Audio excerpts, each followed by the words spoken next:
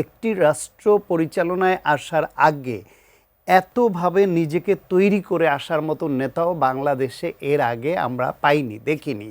প্রিভেনশনের দিকে কিভাবে মনোযোগ দিয়ে রোগকে প্রতিরোধ করলে রাষ্ট্রের খরচ, ব্যক্তির খরচ কতখানি কমে। তারেক রহমানকে কয়েক বছর ধরে আপনি সংবাদ মাধ্যমের মানুষ হিসেবে নিশ্চয়ই রিড করছেন যে তার শব্দচয়ন, তার চিন্তাধারা, তার বক্তব্য, তার সহনশীলতা, তার ব্যক্তিত্ব সব কিছু তার বাবা মা দুইজনের গুণের সমন্বয়টা যেন হয়ে আসছে।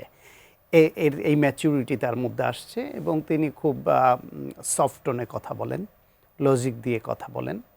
তো সেই হিসেবে তার সব বক্তব্য, সব প্ল্যানিং বিভিন্নভাবে প্রশংসিত হয়ে আসছিল অনেক দিন ধরে। তার মধ্যে তিনি যেদিন বাংলাদেশে আসলেন সেই দিন তিনি বলছিলেন আই হ্যাভ এ প্ল্যান। এটা নিয়ে অনেকে বলছিলেন যে উনি কী প্ল্যান সেটা খোলাসা করছেন না। তো এই plan, I have a plan বলতে ক্লোজলি আমরা তখনই যেটা বুঝেছিলাম যে বাংলাদেশকে একটি আধুনিক গণতান্ত্রিক উন্নত বাংলাদেশ করবার জন্য যেখানে যা যা করণীয় সেই প্রস্তুতি তিনি নিয়ে এসেছেন, সেই প্ল্যানটাই হচ্ছে সামষ্টিকভাবে বাংলাদেশকে এবং বাংলাদেশের মানুষকে ঘিরে এক নতুন বাংলাদেশ, আধুনিক বাংলাদেশ, গণতান্ত্রিক বাংলাদেশ, উন্নয়নমুখী বাংলাদেশ, বেকারত্বহীন এক বাংলাদেশ উপহার দেওয়ার যে প্ল্যান তিনি তৈরি করে এনেছেন সামষ্টিকভাবে। এ প্ল্যান বলতে এই গুচ্ছ প্ল্যানকে তিনি বুঝিয়েছিলেন। তিনি ইংল্যান্ডে থাকা অবস্থায় বিভিন্ন বিষয়ের পারদর্শী বিশেষজ্ঞ যারা বাংলাদেশের বিভিন্ন যোগ্য লোক, বিশ্বের বিভিন্ন দেশে ভালো কাজ করছেন, ভালো পজিশনে আছেন, তাদের সঙ্গে তিনি আলোচনা করতেন। ইংল্যান্ডে বসে তিনি বাংলাদেশে তার রাজনীতি যেরকম পরিচালনা করতেন, তার দল পরিচালনা করতেন, পাশাপাশি ইংল্যান্ডের বা উন্নত দেশগুলোর রাজনীতি, উন্নয়ন, তাদের যে পরিকল্পনা সেটি তিনি পর্যবেক্ষণ করতেন। আজকেও সে কথা বলেছেন যে হেলথ সেক্টরে মানে প্রিভেনশনের দিকে কিভাবে মনোযোগ দিয়ে রোগকে প্রতিরোধ করলে রাষ্ট্রের খরচ, ব্যক্তির খরচ কতখানি কমে। একটা রোগ হলে সেই রোগীর চিকিৎসা করতে হসপিটালে যাওয়া, তার টাকা খরচ, তার হসপিটালে ভর্তি হতে হলে অপারেশন লাগলে সেখানে শুয়ে থাকা, এতে একদিকে তার টাকা খরচ হচ্ছে, রাষ্ট্রের টাকা অপচয় হচ্ছে, আর একদিকে তার কর্মঘণ্টাও কিন্তু নষ্ট হচ্ছে। তিনি সুস্থ থাকলে তো এই সময় তিনি কাজ করতেন, সেই কাজ তাকে, তার পরিবারকে এবং রাষ্ট্রকে কিন্তু আর একটা আউটপুট দিত। ফলে তার যদি রোগটাই দূর করা যায়, নির্মূল আগেই প্রিভেন্ট করা যায়, তাহলে কি কি উপকার পাওয়া যায় এই কথা তিনি বলছিলেন। এমনভাবে বলছিলেন যে চিকিৎসা বিজ্ঞানের একজন বিশেষজ্ঞ বলছে।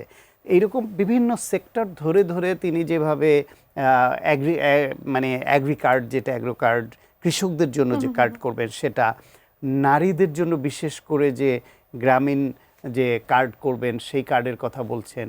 তিনি বেকারত্ব দূর করার জন্য কি করবেন সেটা।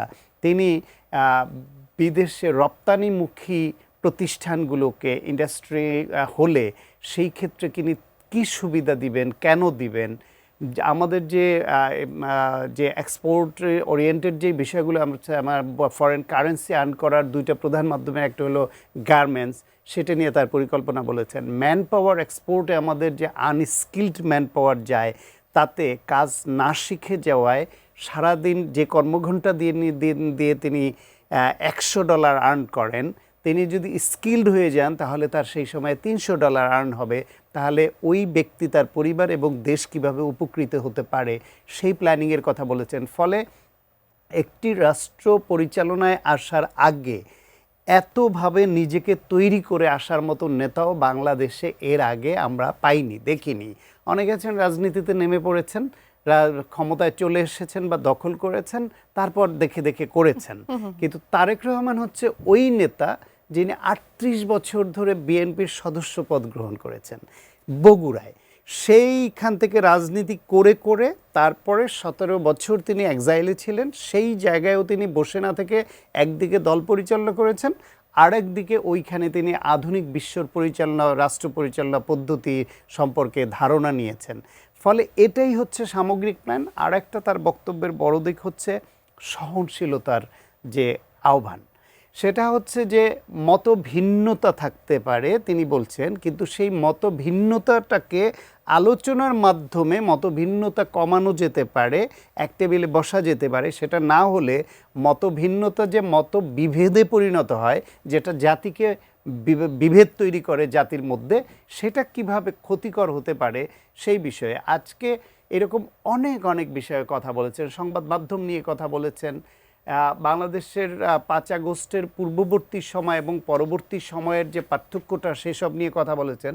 এবং অ্যামেজিংলি তার স্বভাবসুলভভাবেই তিনি আরেকটি কাজ করেননি, সেটি হচ্ছে এর আগেও যেদিন এসছেন সেদিনের বক্তৃতায়, মায়ের জানাজার সময় এবং বিভিন্ন বক্তৃতায় তিনি কারো প্রতি বিষোদ্গার, প্রতিহিংসা বা বাজে শব্দচয়ন, অশ্লীলভাবে আক্রমণ করা, যেটা আগে আওয়ামী লীগের লোকজন বা শেখ হাসিনা করতো, তার ধারে কাছে যাননি।